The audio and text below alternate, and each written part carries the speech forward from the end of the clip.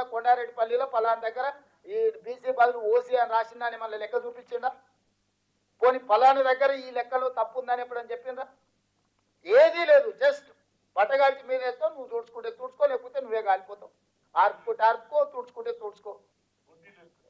So తొండిగా మొండిగా వాళ్ళు వాదిస్తున్నారు. రాజు గొప్పడా మొండోడు గొప్పడా అంటే ఒకసారి మొండోడు గొప్పడు అన్నాడు అంటే వెనకట్టుకోవడం. ఇవాళ మనం ఇంత ధర్మంగా ఇంత కార్యక్రమం మీరందరూ ఎవరు నన్ను ఒత్తిడి ఏం చేయలే కదా, మీరు ఎవరు వచ్చి నన్ను అన్న ఎందుకు చేస్తలేవు అని ఎప్పుడైనా అడిగిరా? నేనే బాధ్యత తీసుకొని ఫిబ్రవరిలోనే పొన్నం ప్రభాకర్ గారితో అసెంబ్లీలో తీర్మానం చేయించి అక్కడి నుంచి మంత్రివర్గ ఉపసంఘాన్ని వేసి, అక్కడి నుంచి డెడికేటెడ్ కమిషన్ వేసి, అక్కడి నుంచి బీసీ కమిషన్ వేసి, అక్కడి నుంచి అధికారులను ఇతర రాష్ట్రాలకు పంపించి, అక్కడి నుంచి మొత్తం సమాచారాన్ని సేకరించి నేను ఒక పద్ధతి ప్రకారము ఇవాళ దీన్ని చేసి ఒక లెక్క తేల్చిన.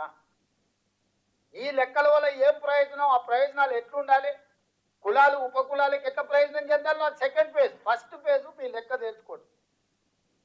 ఇవాళ నేను మీకు చెప్పేది ఒకటే, మీ లెక్క పక్కాగా మీ సంఖ్యలు ఉందనుకో, మీరు ఎవరు అడిగినా పుస్తకం తీసి ఇట్లా ముందు పెట్టి నా లెక్క ఇంత ఉన్నది, నా సంగతి ఏందో చెప్పు అని మీకు అడగడానికి మీ దగ్గర ఏమీ లేదు, పోల్చుకోవడానికి ఏమీ లేదు, సరి చేసుకోవడానికి ఏమీ లేదు. ఈరోజు ఫస్ట్ డాక్యుమెంట్, ఇప్పుడు రాజ్యాంగం కూడా బాబాసాహెబ్ అంబేద్కర్ గారిని చైర్మన్ చేసి ఒక రాజ్యాంగాన్ని రాసుకున్న తర్వాత పరిపాలనలో అమలు చేస్తూ పోయినప్పుడు సవరణలు చేసుకుంటూ వచ్చారు. ఒకవేళ అవసరం అనుకుంటే అప్పుడు సిచ్యువేషన్ ప్రకారం ఆ రోజు ప్రజలకు ఏం అనుకూలం ఉందో కొన్ని సవరణలు వేసినప్పుడు 76th అమెండ్మెంట్ ఇంతకుముందే వినయ్ గారు చెప్పారు, రాజ్యాంగంలో 77వ సవరణ ద్వారా మనం కొన్ని మార్పులు చేసుకున్నామని.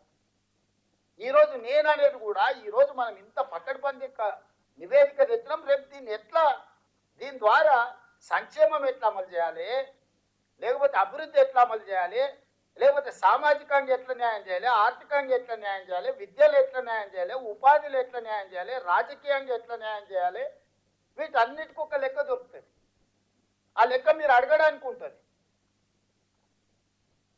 ఇది శాశ్వతంగా చరిత్రలో నిలబడిపోయే ఒక comprehensive dedicated caste survey.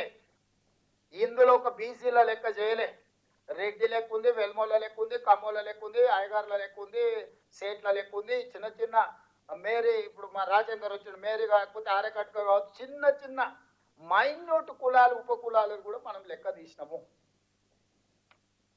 It is not that easy.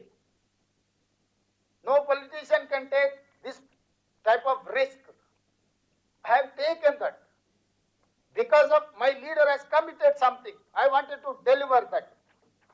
మా నాయకుడు ఒక కమిట్మెంట్ ఇచ్చి నా కమిట్మెంట్ను ఫుల్ఫిల్ చేయడం, ఆయన నా మీద ఎంత విశ్వాసం ఎంత నమ్మకం ఉంటే నన్ను రాష్ట్రానికి ముఖ్యమంత్రి చేయమని ఖర్గే గారు రాహుల్ గాంధీ గారు నిర్ణయం తీసుకొని ఉంటారు. 100% నా మీద విశ్వాసం నమ్మకం పెట్టినరు ఖర్గే గారు రాహుల్ గాంధీ గారు. అంటే ఈరోజు దాన్ని నిలబెట్టుకునే బాధ్యత నా మీద ఉన్నది. అందుకే ఈరోజు లాభ నష్టాలను బేరీజు వేయకుండా, రాజకీయ ఒత్తిళ్లను లెక్క చేయకుండా ఈరోజు ఈ లెక్కలన్నిటిని కూడా నేను పక్కగా తీసిన. మిత్రులారా, ఇది క్యాజువల్గా జరగలే. ఎన్నో రివ్యూస్ మీటింగ్స్, ఎన్నో ఇన్స్ట్రక్షన్స్, ఎన్నో ఫాలోఅప్లు చేసి ప్రతి కలెక్టర్తో నేను మాట్లాడిన, కలెక్టర్స్ కాన్ఫరెన్స్ చేసిన, కలెక్టర్లను ఇక్కడికి పిలిచి కలెక్టర్స్తో కంప్లీట్గా ఇంటరాక్ట్ చేసిన, అన్ని కలెక్టర్లను ఎట్లా చేయాలనేది అందరు ఆఫీసర్లు నేను పర్సనల్గా సెక్రటేరియట్ పిలిచి గంటల కొద్దీ కూర్చోబెట్టి వాళ్ళందరికీ సూచనలు ఇచ్చి ఎక్కడ కూడా మిస్టేక్ జరిగితే అసలు ప్రభుత్వం ఎవరిని స్పేర్ చేయదు, ఎవరిని క్షమించదు అని చెప్పి వాళ్ళందరినీ కూడా ఒక క్రమశిక్షణతో కూడుకున్న కార్యాచరణతో ఈరోజు ఈ లెక్కలు తేల్చినాము. ఈ 16 నుంచి 28 వరకు కూడా రెండో విడత ఎవరైతే నమోదు చేయించుకోలేదో వాళ్ళ లెక్కలు వచ్చిన తర్వాత దీనికి చట్టబద్ధత కల్పించడానికి మనం పూర్తిగా నిర్ణయం తీసుకున్నాము. That is final document. ఎందుకంటే రేపు కోర్టు ఏమంటది, ఏదైనా పరిస్థితిలో నువ్వు ఫెయిర్ ఆపర్చునిటీ ఇవ్వలేదు, లేకపోతే నువ్వు ఒక ప్లాట్ఫామ్ ఇవ్వలేదు, నువ్వు హడావిడిగేదో లెక్కలేసి క్లోజ్ చేసినావు, ఇట్లాంటి చిన్న చిన్న కోర్టులో ఏదైనా మన అందరికీ ఒక అవకాశం ఇవ్వలేదు నువ్వు అంటారని సెకండ్ ఫేజ్ కూడా మళ్ళీ పూర్తి స్థాయిలో పబ్లిసిటీ కల్పించి అన్ని రకాల ప్లాట్ఫామ్స్ వాడినాం.